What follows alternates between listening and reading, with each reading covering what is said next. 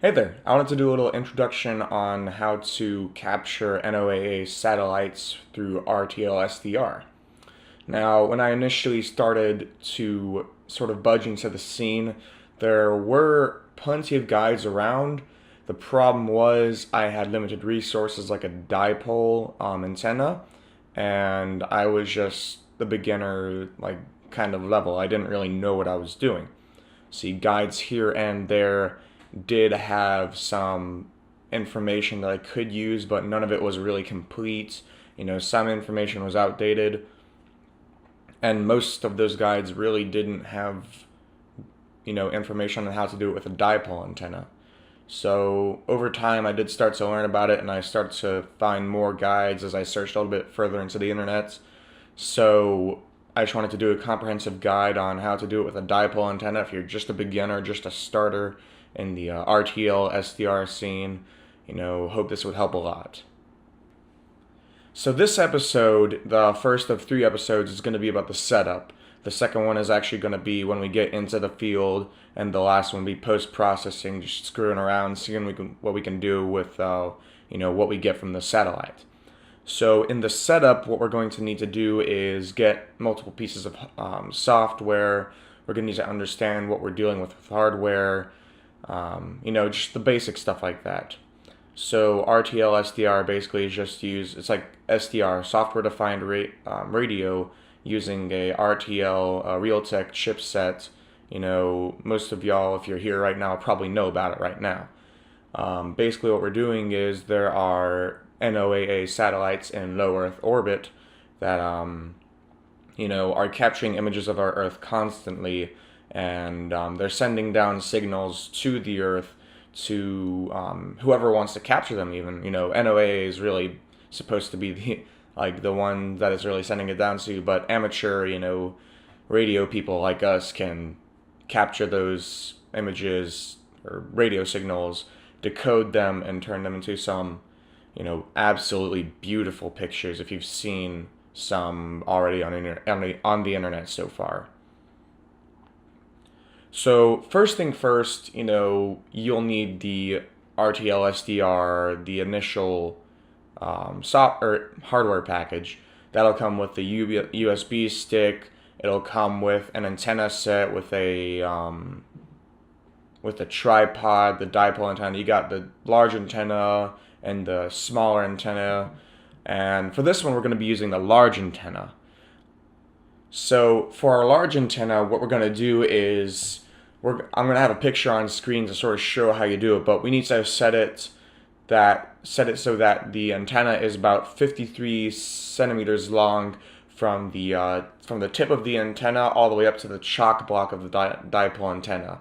You'll see it in the picture I have on screen right now, just to sort of explain that kind of terminology. After that, we're going to set our sort of angle of the antenna to about 120 degrees.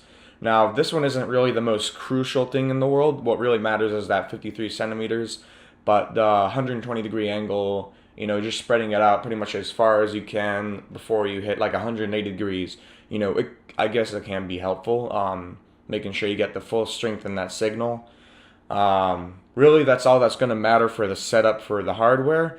What is really going to matter is when we get into the software part of it. Assuming you're going to be using a Windows PC, we're going to be using a program called SDR Sharp. SDR Sharp is basically just sort of that, intermediary between, the image or, hearing that radio signal and the actual hardware of it, turning all of that, input that's coming in, through all that electromagnetic radiation that's coming in through the USB, using, the software turns that into something that is tangible, that we can hear, that we know. So using SDR Sharp, we're going to be modifying a whole bunch of settings. We're going to be modifying stuff like frequency. We're going to be modifying our gain so that we can actually hear the signals. We're going to be, possibly filtering audio, just different stuff like that. We're going to be it has a little plug-in built in it so we can record the audio or the, radio signal that we're hearing. that'll be important, so we actually have the file so that can be processed later. So let's go ahead and jump right into that real quick. Alright, so let's get right to it. So we're going to initially go to a page of the RTL-SDR website. I'm going to include it in the description or wherever I put it, maybe even on the video right now, just so you guys know where to go, to find the software. So it says general purpose RTL-SDR software. The first one obviously is the SDR Sharp. This is the program we're going to be using.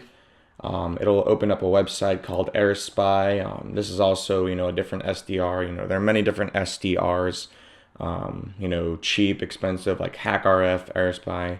We're going to go to download, and we're going to download the Windows SDR software package.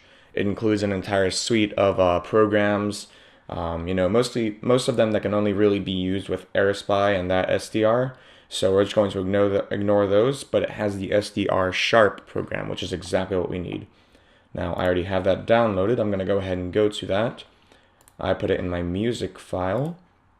So we're going to right click and we're going to hit extract all or extract to SDR Sharp, its own little folder. It'll do that.